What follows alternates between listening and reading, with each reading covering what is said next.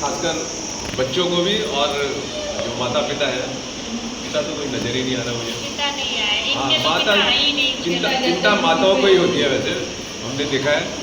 और किसी ज़माने में जब हम 97 की बात करें, 1997 मतलब 28-29 साल पुरानी, तो इलाकों में जब मीटिंग करने जाते थे तो उस मीटिंग में महिलाएं आते थे, आदमी आते ही नहीं थे, उनका कोई इंटरेस्ट ही नहीं था पढ़ाई के अंदर। तो मतलब माताएं ही इसमें जो है ना, मतलब मजबूती से आगे बढ़ती हैं, और उनको ही पढ़ना चाहिए।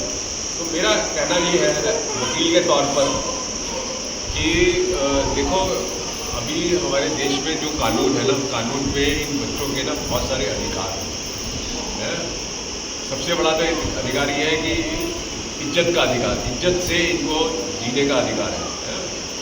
पढ़ाई का अधिकार में जो कम से कम सुविधाएँ होती हैं, कम से कम होनी चाहिए ना, जैसे पीने का पानी है, स्कूल में कमरा है, टीचर पूरी तरीके से होने चाहिए। अभी इसी स्कूल में देख रहे हैं हम 6 टीचर की पोस्टिंग है, लेकिन 3 टीचर है ही नहीं।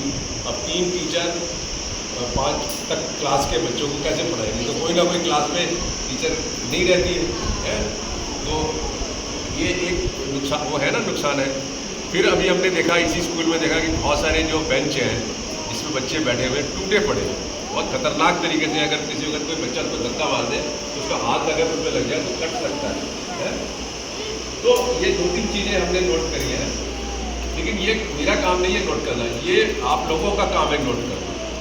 और नोट करके ये जो एडमिनिस्ट्रेशन है, क्योंकि इसमें टीचर ने तो बेंच लगाना नहीं है, ठीक है कि नहीं? तो ये जो ऊपर बैठे हुए लोग हैं ना, जिनको मैं कई बार काला अंग्रेज भी बोलता हूँ, काले अंग्रेज हैं। गोरे अंग्रेज चले गए, अब हम काले अंग्रेज हमारे ऊपर हुक्म चलाते हैं। तो ये जो काले अंग्रेज हैं ना, इनसे आप लोगों को लिटरली लड़ाई करनी पड़ेगी।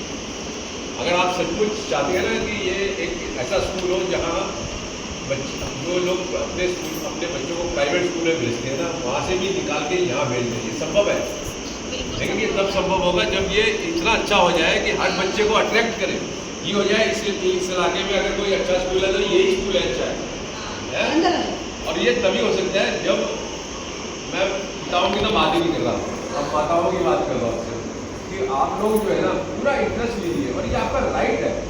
और आपको एक चीज़ मैं बताता हूँ कि अगर कोई चीज़ की कमी है यहाँ पर, तो जो नज़दीक में जो दिवाली अदालत है ना, उसमें भी दावा कर सकते हो सरकार के खिलाफ, और सरकार की नींद खराब हो जाएगी उसी जिस दिन दावा करोगे। हमने कहाँ पे नूह के अंदर, झिरका तहसील के अंदर एक सरकारी स्कूल के अंदर 6ठी से 8वीं तक 200 लड़कियां पढ़ती थी, और सिर्फ एक टीचर था। उसके पिता तैयार हो गए केस करने के लिए। तो हमने वहाँ झिरका तहसील के अंदर दिवाली दावा किया कि हमारे पास 5 टीचर होने चाहिए कानून के हिसाब से।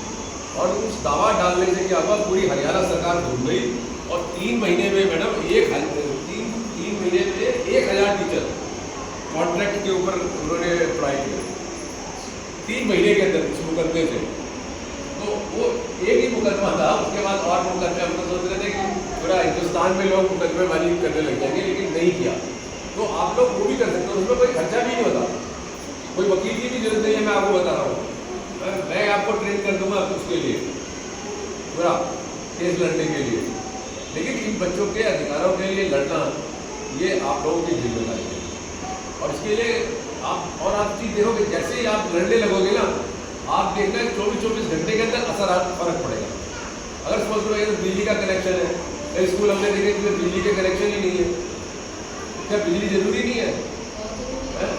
सर गवर्नमेंट से लड़ने की बात कर रहे हैं, टीचरों से लड़ने की बात कर रहे हैं। वही मैं समझ रही हूँ। तो गवर्नमेंट से लड़ने सही कह रहे हैं मैडम, बिल्कुल सही कह रहे हैं। मैं गवर्नमेंट से लड़ने की बात कर रहा हूँ, पूरी गवर्नमेंट। आप तो अपना पक्ष निभा ही रहे हो बड़ा के। तो आप लोग मतलब ना थोड़ा सा समझो, अपने अधिकारों को समझो, उसका इस्तेमाल करो और सीखो, लड़ाई का तरीका सीखो। तो इसमें डंडे वंडे चलाने की जरूरत नहीं है। न्याय की लड़ाई लड़ो। सही है कि नहीं? और इसमें मैं